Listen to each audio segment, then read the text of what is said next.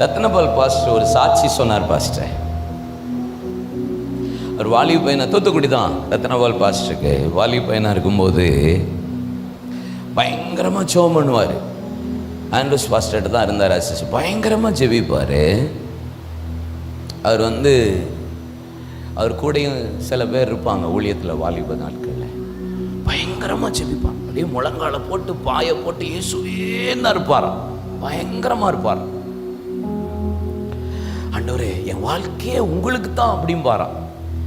இயேசு, எனக்கு உங்களை ரொம்ப பிடிக்கும் ஏசப்பா அப்படிம்பாராம். உன்னை ஏசப்பா சொல்லுவாராம், ஒன்று எனக்கு ரொம்ப பிடிக்கும் அப்படிம்பாராம். சொல்லுவாராம் ஏசப்பா.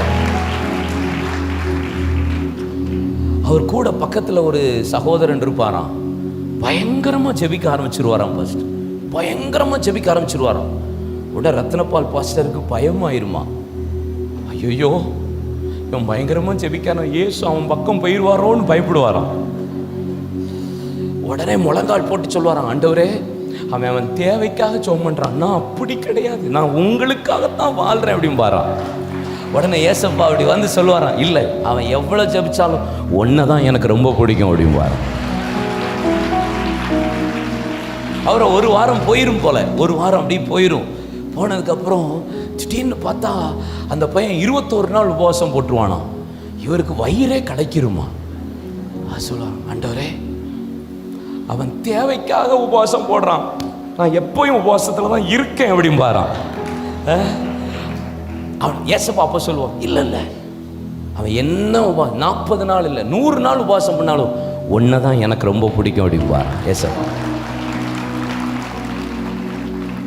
திடீர்னு கொஞ்ச நாள் ஆனால் பார்த்தா பயங்கரமாக ட்ராக்ஸ் கொடுத்து ஒவ்வொரு யாராவது ஊழியம் செய்ய இப்படி போயிடுவாப்பிலையாம் அந்த சகோதரன். இவருக்கு தலையே சுத்திருமா. ஐயோ, ஊழியம் செய்ய போகிறான் ஏசப்பா, அங்கே போயிடுவாரோ அங்கே போயிடுவாரோ. உடனே திரும்பி ஜெபம் பண்ணுவாரான், ஆண்டவரே, நான் டெய்லி ஊழியம் செய்கிறேன். ஏசப்பா அப்பையும் சொல்லுவார், ஒன்றை தான் எனக்கு ரொம்ப பிடிக்கும் அப்படின்பார். அப்புறம் நாட்கள் கடந்து போனது, ஊழியம் பெருசாச்சு, கர்த்தர் என்ன பயன்படுத்தினார். அப்புறம் ரொம்ப நாள் கழித்து தான் எனக்கு தெரிய வந்தது, ஏசப்பா எல்லார்ட்டையுமே இப்படி தான் சொல்லி வச்சிருக்கிறாருன்ட்டு.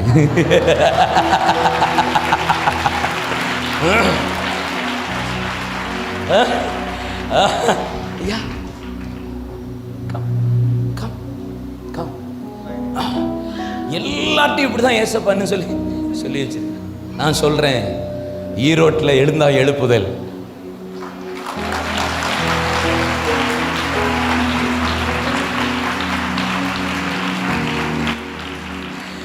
நீங்கள் அப்படியே கட்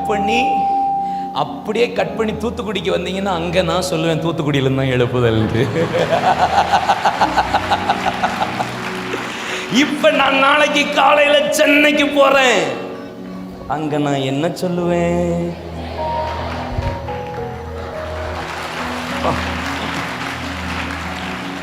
உங்களுக்கெல்லாம் கற்பூர புத்திப்பா. ஈரோடுக்காரங்க உடனே பத்திக்கிறீங்க.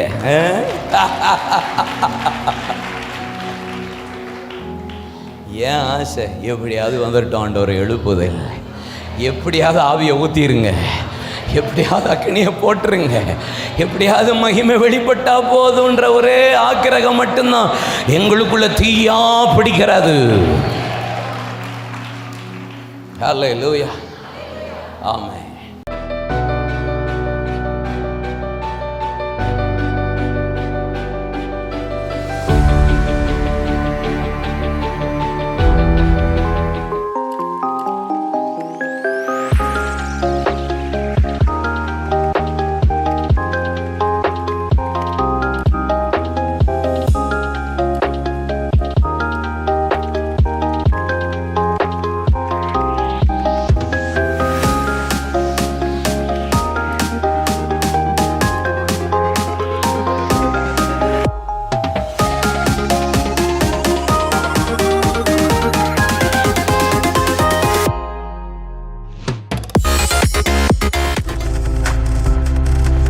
நீங்கள் பார்த்து கொண்டிருப்பது உங்கள் ஜாய் டிவி. உங்கள் துக்கம் சந்தோஷமாய் மாறும்.